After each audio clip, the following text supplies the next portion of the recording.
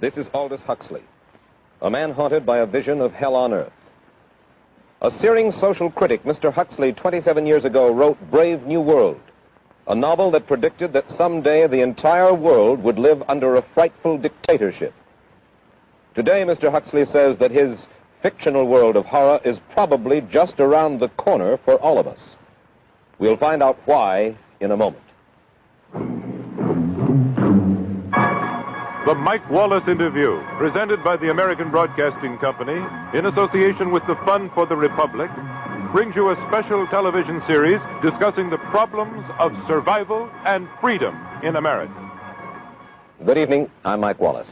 Tonight's guest, Aldous Huxley, is a man of letters, as disturbing as he is distinguished. Born in England, now a resident of California, Mr. Huxley has written some of the most electric novels and social criticism of this century. He's just finished a series of essays called Enemies of Freedom, in which he outlines and defines some of the threats to our freedom in the United States. And Mr. Huxley, right off the bat, let me ask you this. As you see it, who and what are the enemies of freedom here in the United States? Well, I don't think you can say who in the United States. I don't think there are any sinister persons deliberately trying to rob people of their freedom. But I do think, first of all, that there are a number of impersonal forces which are pushing in the direction of less and less freedom. And I also think that there are a number of technological devices which anybody who wishes to use can use to accelerate this process of going away from freedom, of imposing control. Well, what are these forces and these devices, Mr. Huxley? I should say that there are two main impersonal forces. The first of them is not exceedingly important in the United States at the present time, though very important in other countries. This is the force which in general terms can be called overpopulation, the mounting pressure of population pressing upon existing resources. This, of course, is an extraordinary thing. Something is happening which has never happened in the world's history before. I mean, let's just take a simple fact that between the time of the birth of Christ and the landing of the Mayflower, the population of the Earth doubled. It rose from 250 million to probably 500 million. Today, the population of the Earth is rising at such a rate that it will double in half a century. Well, why should overpopulation work to diminish our freedoms? Well, in a number of ways. I mean, the experts in the field, like Harrison Brown, for example, pointed out that in the underdeveloped countries, actually the standard of living is at present falling, that people have less to eat and less goods per capita than they had 50 years ago. And as the position of these countries, the economic position, becomes more and more precarious, obviously the central government has to take over more and more responsibility for keeping the ship of state on an even keel. And then, of course, you're likely to get social unrest under such conditions, with again an intervention of the central government. So that I think one sees here a pattern which seems to be pushing very strongly towards a totalitarian regime. And unfortunately, as in all these underdeveloped countries, the only highly organized political party is the Communist Party, it looks rather as though they will be the heirs to this unfortunate process, that they will step into the position of power. Well, then, ironically enough, one of the greatest forces against communism in the world, the Catholic Church, according to your thesis, would seem to be pushing us directly into the hands of the communists because they are against birth control. Well, I think this strange paradox probably is true. There is it's an extraordinary situation, actually. I mean, one has to look at it, of course, from a biological point of view. The whole essence of biological life on Earth is a question of balance, and what we have done is to practice death control in a most intensive manner without balancing this with birth control at the other end. Consequently, the birth rates remain as high as they were, and death rates have fallen substantially. All right, then. So much for the time being, anyway, for overpopulation. Another force that is diminishing our freedoms. Well, another force which I think is very strongly operative in this country is the force of what may be called over-organization. As technology becomes more and more complicated, it becomes necessary to have more and more elaborate organizations, more hierarchical organizations. And incidentally, the advance of technology has been accompanied by an advance in the science of organization. It's now possible to make organizations on a larger scale than was ever possible before. And so that you have more and more people living their lives out as subordinates in these hierarchical systems controlled by bureaucracies, either the bureaucracies of big business or the bureaucracies of big government. Now, the devices that you were talking about, are there specific devices or methods of communication which diminish our freedoms in addition to overpopulation and over-organization? Well, there are certainly devices which can be used in this way. I mean, let us take, after all, a piece of very recent and very painful history is the propaganda used by Hitler, which was incredibly effective. I mean, what were Hitler's methods? Hitler used terror on the one kind, brute force on the one hand, but he also used a very efficient form of propaganda, which he was using every modern device at that time. He didn't have TV, but he had the radio, which he used to the fullest extent, and was able to impose his will on an immense mass of people. I mean, the Germans were a highly educated people.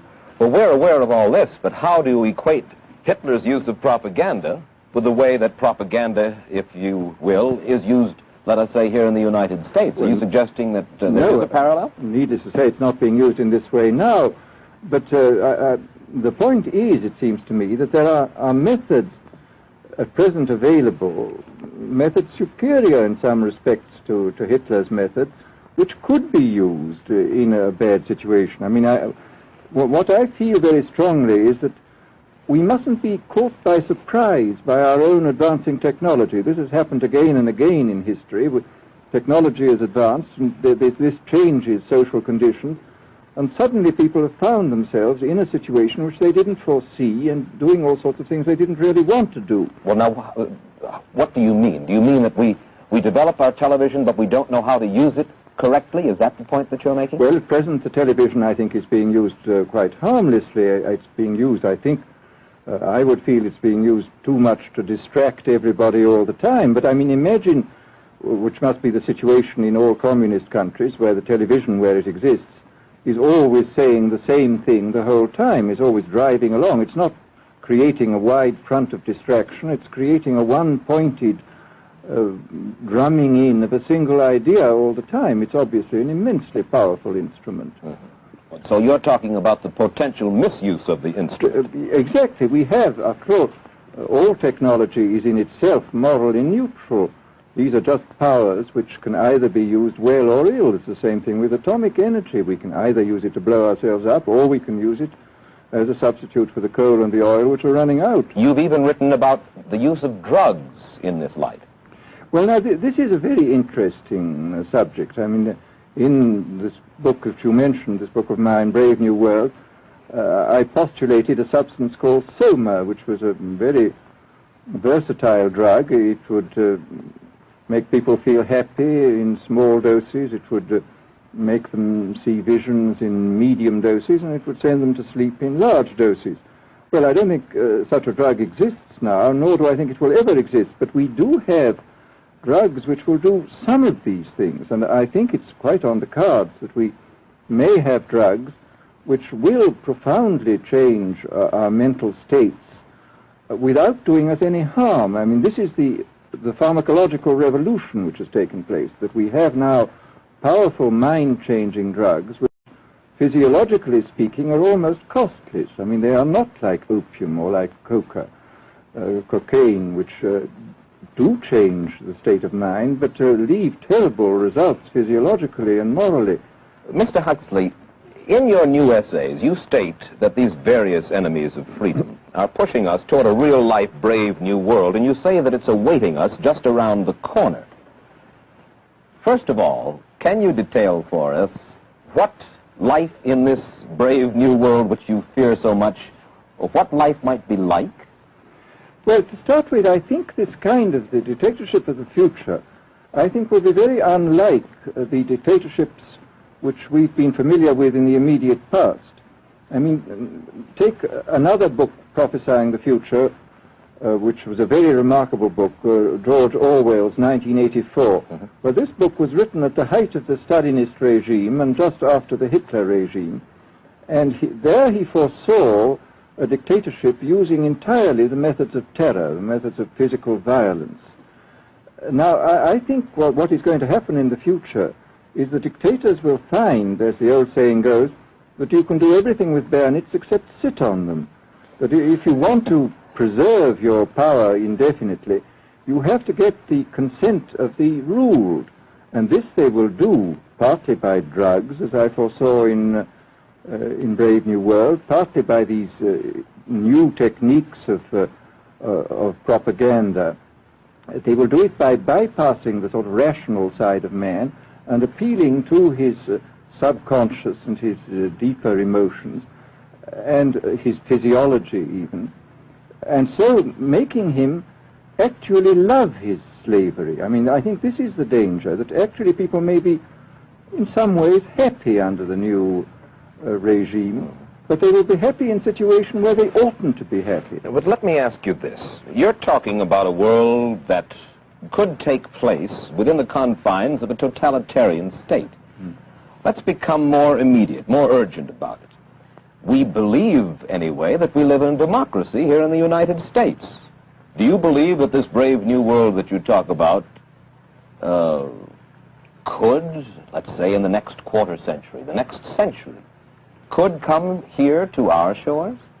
I think it could. I mean, that's why I feel it's so extremely important here and now to start thinking about these problems, not to let ourselves be taken by surprise by the new advances in technology. I mean, for example, in regard to the use of the drugs, we know there's enough evidence now for us to be able, on the basis of this evidence and using a certain amount of creative imagination, to foresee the kind of uses which could be made by people of bad will with these things, and to attempt to forestall this. And in the same way, I think with these other methods of propaganda, we can foresee and we can do a good deal to forestall. I mean, after all, the price of freedom is eternal vigilance.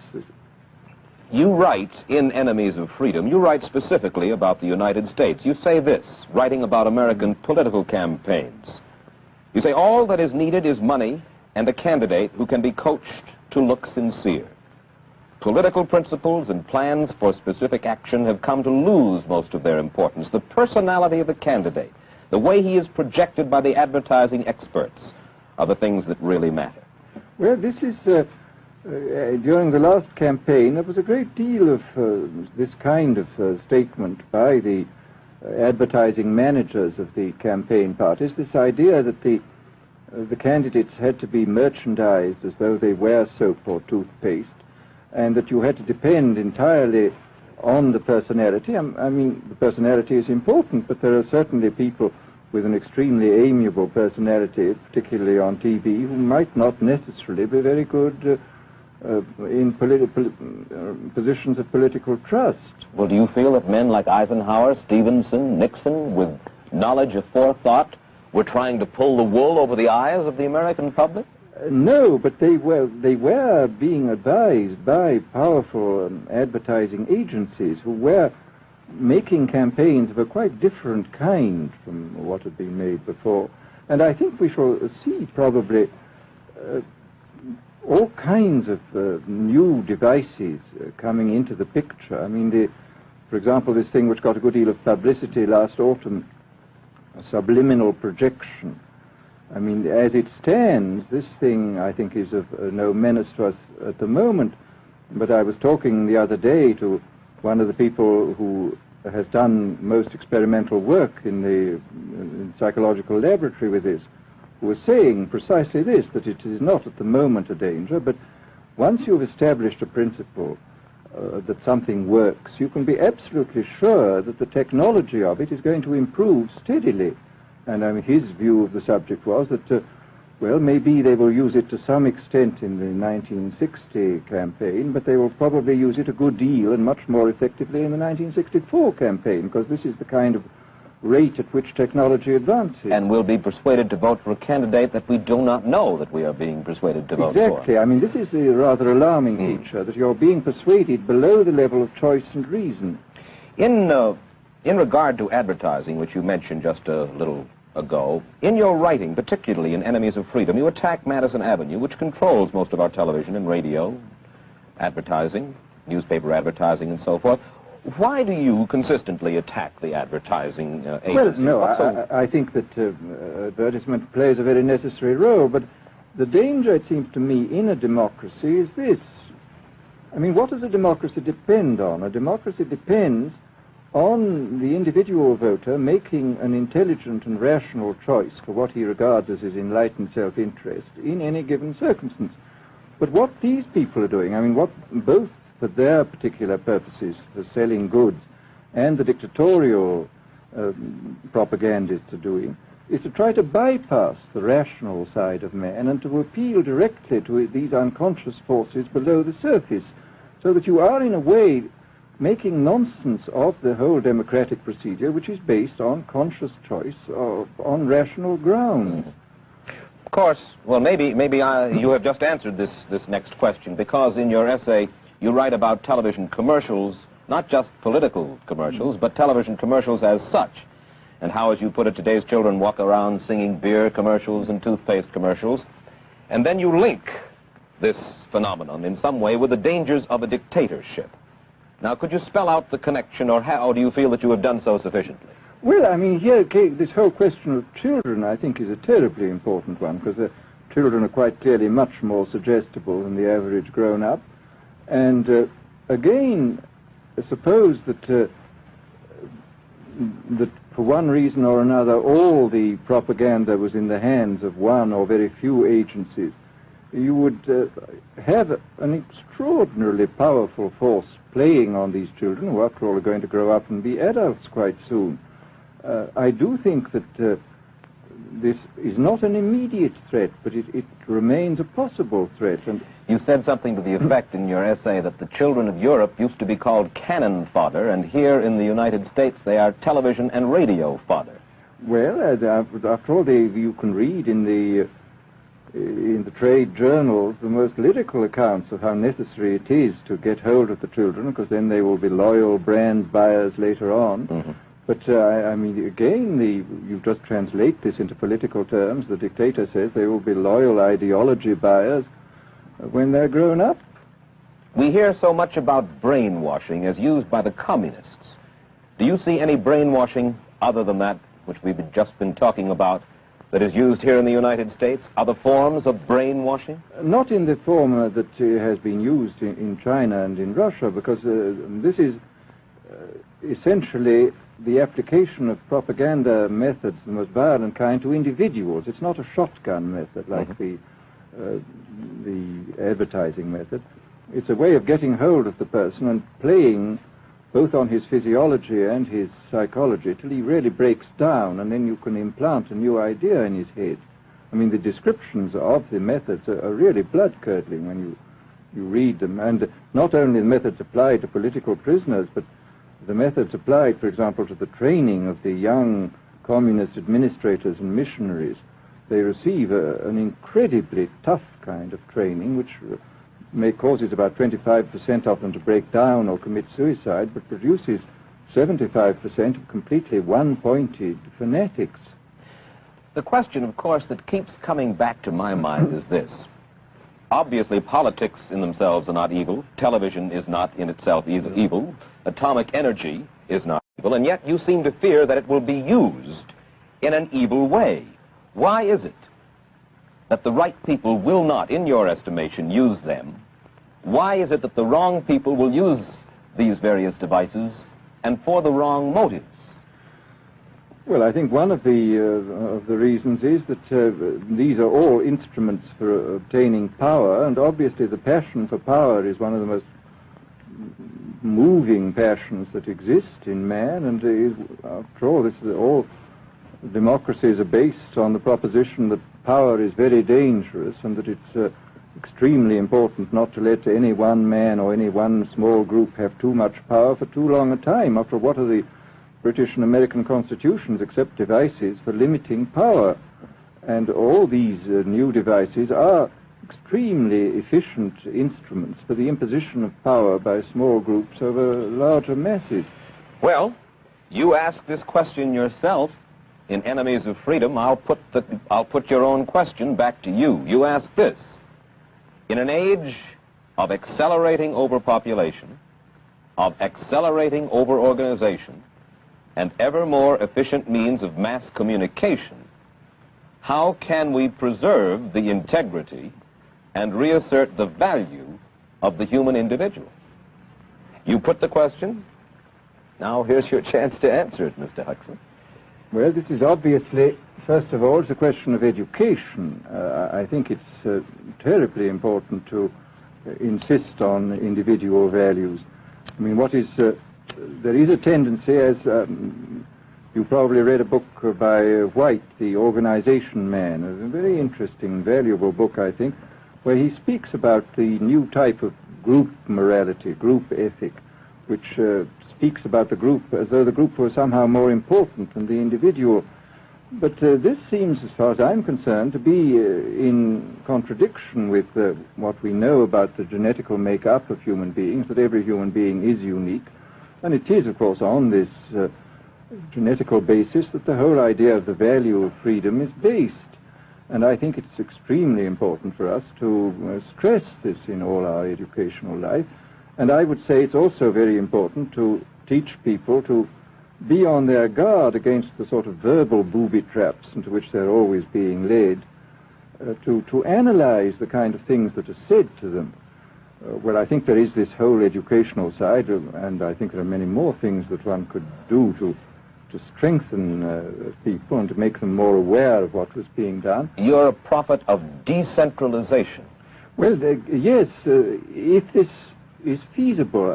It's one of the tragedies, it seems to me. I mean, many people have been talking about the importance of decentralization in order to give back to the voter a sense of direct power. I mean, the voter in an enormous electorate feels quite impotent, and his vote seems to count for nothing.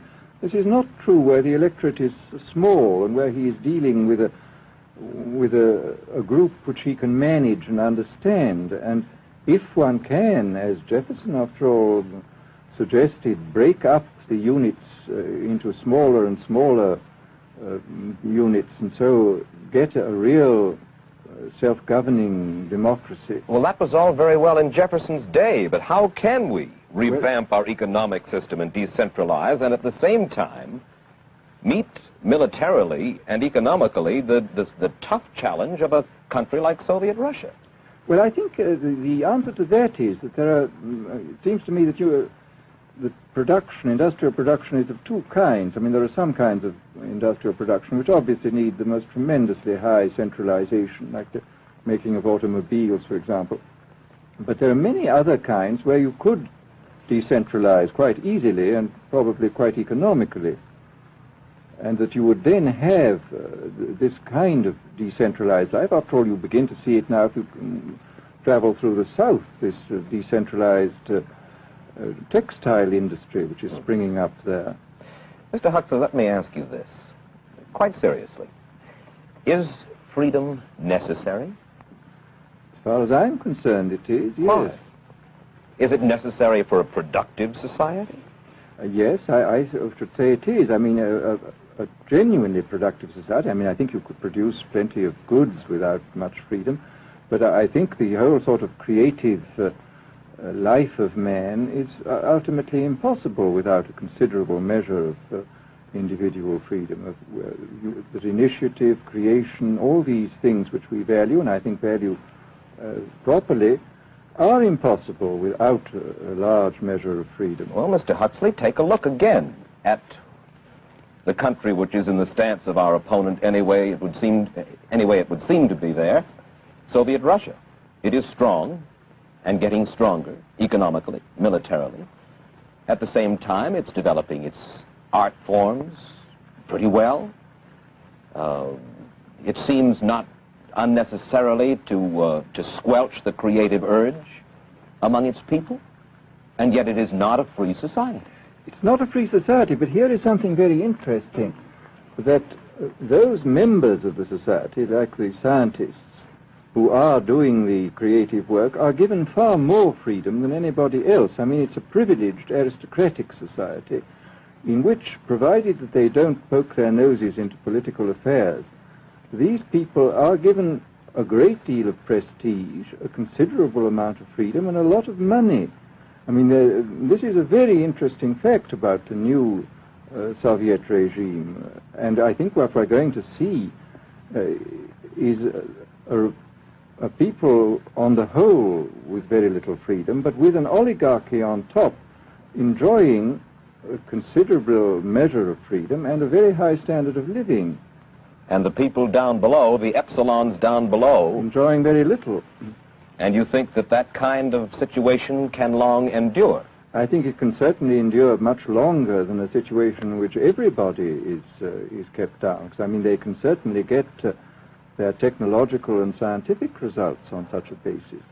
Well, the next time that I talk to you then, perhaps we should investigate further the possibility of the establishment of that kind of a society, where the drones work for the queen bees up above. Well, but yes, but I must say I still believe in democracy. If we can make the best of the creative activities of the people on top, plus those of the people on the bottom, so much the better. Mr. Huxley, I surely thank you for spending this half hour with us, and I wish you Godspeed, sir. Thank you. Aldous Huxley finds himself these days in a peculiar and disturbing position. A quarter of a century after prophesying an authoritarian state in which people were reduced to ciphers, he can point at Soviet Russia and say, "I told you so." The crucial question, as he sees it now, is whether the so-called free world is shortly going to give Mr. Huxley the further dubious satisfaction of saying the same thing about us. Stay tuned for a preview of next week's interview. Till then, Mike Wallace, good night.